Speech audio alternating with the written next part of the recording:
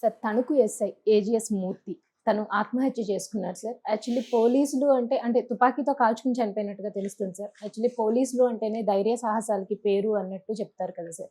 So ఆయన అంటే ఎటువంటి ఒత్తిళ్ళు ఉన్నాయో తెలియదు. బట్ కానీ ఆత్మహత్య చేసుకునేటంత కారణాలు ఏమున్నాయి సార్ ఆయన? జనవరి 31 తేదీ పగలే అక్కడ చంద్రబాబు బందోబస్తు డ్యూటీ ఉంది. ఆ బందోబస్తు డ్యూటీకి పోలీస్ స్టేషన్కి వచ్చిన ఎస్ఐ ఏజీఎస్ మూర్తి ఆయన పేరు. పూర్తి పేరు ఆదుర్తి గంగ సత్యనారాయణ మూర్తి. ఆయన ఏజెస్ మూర్తి అని పిలుస్తారు. ఆయన 2012 బ్యాచ్కి చెందిన వ్యక్తి. ఆయన గతంలో రూరల్ ఎస్ఐగా పనిచేశాడు. బట్ ఆయన ఇంతకుముందు ఒక గేదెల చోరీకి సంబంధించి కొన్ని ఆర్థిక లావాదేవీలు జరిగాయి. ఈయన డబ్బులు తిన్నాడని చెప్పి ఈయన మీద అభియోగాలు వచ్చాయి. ఈయన్ని సస్పెండ్ చేశారు. ప్రస్తుతం విఆర్లో అంటారు. విఆర్ అంటే వ్యాకెన్సీ రిజర్వ్ అని విఆర్లో పెట్టారు. ఆయన్ని సస్పెండ్ చేశారు.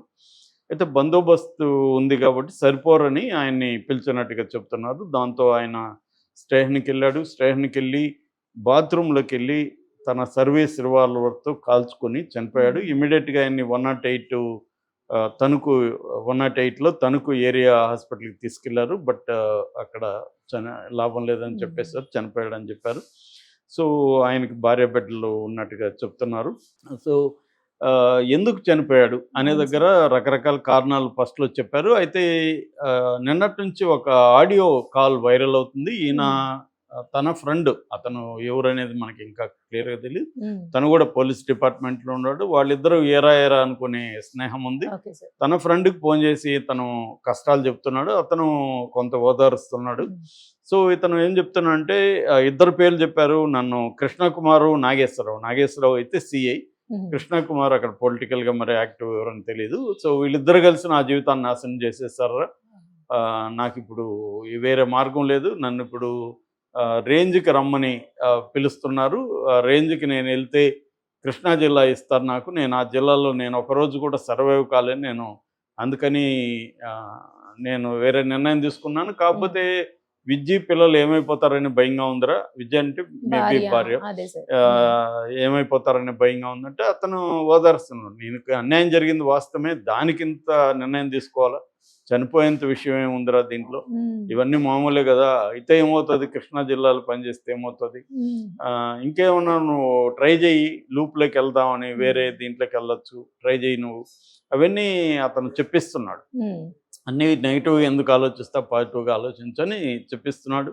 లేదరా నేను సర్వైవ్ కాలేను, వాళ్ళని ఎంతో హ్యాపీగా ఉందాం అనుకున్నాను, భార్య బిడ్డలతో ఇలా అవుతుంది అనుకోలేదు, వాళ్ళిద్దరు కలిసి నా జీవితాన్ని నాశనం చేశారనేది అతను చెప్తున్నాడు. మామూలుగా పోలీసు వ్యవస్థలో కింది స్థాయి ఉద్యోగుల మీద తీవ్రమైన, పై స్థాయి ఉద్యోగుల మీద కూడా ఉండదని కాదు, కానీ అదొక బ్యూరోక్రటిక్ వ్యవస్థలో మొత్తం చాలా వ్యవస్థలు మారినా ఇప్పటికీ కొన్ని వ్యవస్థలు బ్రిటిష్ కాలం నుంచి డ్రాస్టిక్ చేంజ్ లేదు. రెవెన్యూ ఫర్ ఎగ్జాంపుల్, రెవెన్యూ వ్యవస్థ అనేది ఎంతో టెక్నాలజీ ఎంతో వచ్చినా కూడా అక్కడ సేమ్ పాత పద్ధతులు నేనైతే గత 30 ఏళ్ళుగా చూస్తున్న దానికి పెద్ద భిన్నంగా లేదు. ఇప్పటికీ అలాగే ఉంది. ఇప్పటికీ ఒక బర్త్ సర్టిఫికేట్, ఒక డెత్ సర్టిఫికేట్ త్వరగా తెచ్చుకోలేని పరిస్థితి లేదు. మొన్నెవరో నేను అక్కడికి వెళ్ళుంటే సచివాలయంకి ఎవరిదో ఆధార్ కార్డు తన పేరుతో ఇంకెవరికో ఆధార్ కార్డు ఇచ్చేసారని ఇలా రకరకాల కేసులు అక్కడికి వచ్చినాయి.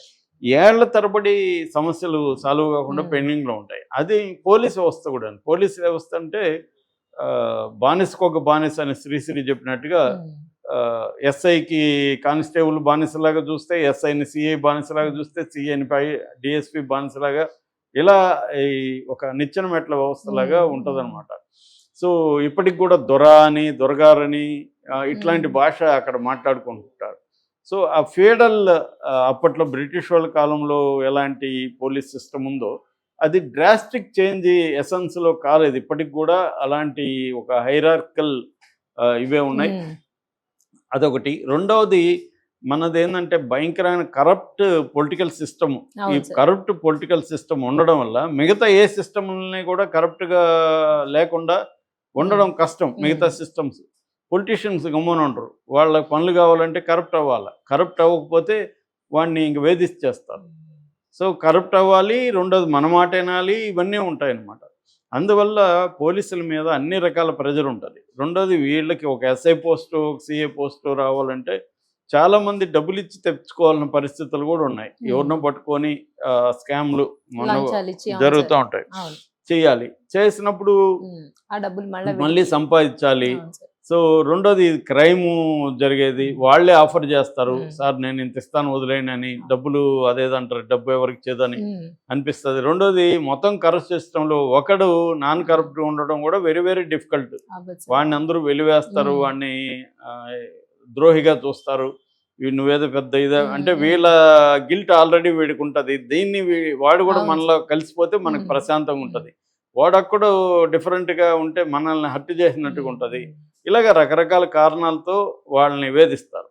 సో ఇవన్నీ తట్టుకొని నిలబడడం అంత ఈజీ కాదు పోలీసులు. అలాగా ఇతని మీద కూడా, ఈ మూర్తి మీద కూడా ప్రెజర్ వచ్చినట్టుగా మనకు అర్థమవుతుంది. అది ఇంకా లోతుల్లోకి వెళ్ళి ఏం జరిగింది తెలియదు, కానీ ఆ ప్రెజర్ని కొంతమంది తట్టుకోగలరు, కొంతమంది. ప్రతి జాబ్లో కూడా వాళ్ళ ప్రెజర్ అనేది కామన్. స్ట్రెస్, ప్రెజరు, యాంగ్జైటీ ఇవన్నీ ఉంటాయి. అవును సార్. అయితే మన మామూలుగా బేసిక్ పర్సనాలిటీ టైప్స్ అంటారు. మన యూంగ్ అనే సైకాలజిస్టు బేస్ చేసుకొని 16 పర్సనాలిటీ టైప్స్గా డివైడ్ చేశారు. అవన్నీ ఎక్స్ప్లెయిన్ చేయలేం, కానీ ఒక్కొక్క పర్సనాలిటీ టైపు ఉన్న వ్యక్తులు ఇష్యూల్ని ఒక్కొక్క రకంగా వాళ్ళు రిసీవ్ చేసుకుని రియాక్ట్ అవుతారు. ఇప్పుడు ఈజీ గోయింగ్ ఉండే వాళ్ళు ఏం చేస్తారు, ఏది వచ్చినా ఓకే దీన్ని ఏం చేద్దాం అని ఆలోచిస్తారు. కానీ ప్రతిదానికి ఆందోళన పడేవాళ్ళు, యాంగ్జైటీ పర్సనాలిటీస్ ఉంటారు.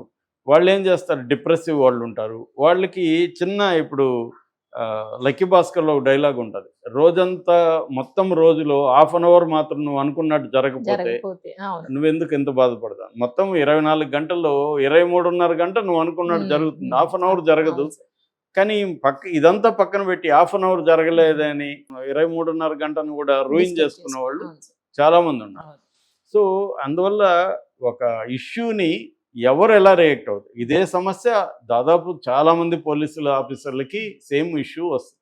వాళ్ళకి ఎక్కువ ప్రెజర్ ఉంటుంది. ఇటు పొలిటీషియన్ నుంచి ప్రెజరు, పై అధికారుల నుంచి ప్రెజరు, పబ్లిక్ నుంచి అన్ని రకాల ప్రెజర్స్ పోలీసుల మీద ఎక్కువ ఉంటుంది. దాన్ని వాళ్ళు ఒక్కోసారి కామన్ బలహీనుల మీద చూపిస్తూ ఉంటారు. వాళ్ళని కొట్టడమో లేకపోతే, అంటే నువ్వు ఎక్కడో నిన్న అందరూ కంట్రోల్ చేస్తుంటే నువ్వు ఎవరినో కంట్రోల్ చేస్తే కానీ అది బ్యాలెన్స్ అవ్వదు. అందుకని శ్రీశ్రీ బానిసకో బానిస అని మగవాళ్ళని గురించి, మగవాడు ఎక్కడో పని చేస్తుంటాడు, అతన్ని అందరూ కంట్రోల్ చేస్తారు, అతను వచ్చి ఇంట్లో భార్యను కంట్రోల్ చేస్తాడు. సో వాడే బానిస అంటే ఆ బానిసకి ఈమె బానిస. సో ఇది ఈమె మళ్ళీ పిల్లల మీద ఎవరి మీద ఈమె చూపించాలి. This is the process. అలాగా ఇతను కొంత, అందుకనే నేను చాలాసార్లు చెప్తుంటున్నాను, ప్రతి ఒక్కరికి లైఫ్లో అది ఫ్యామిలీ కావచ్చు, ఎంప్లాయ్మెంట్ కావచ్చు, ఇంకొకటి కావచ్చు, అనేక టెన్షన్లు మనం అనుకున్నవి అనేకం జరుగుతూ ఉంటాయి. మన లైఫ్ మన చేతుల్లో ఉండదు. సో అట్లాంటప్పుడు మన వల్ల కానప్పుడు సైకలాజికల్ కౌన్సిలింగ్ తీసుకోవాలి. ఫ్రెండ్స్తో డిస్కస్. ఇప్పుడు ఈ ఫ్రెండ్ మంచిగానే సలహా ఇచ్చాడు, కానీ అతను ఆ సలహాని తీసుకోలేదు.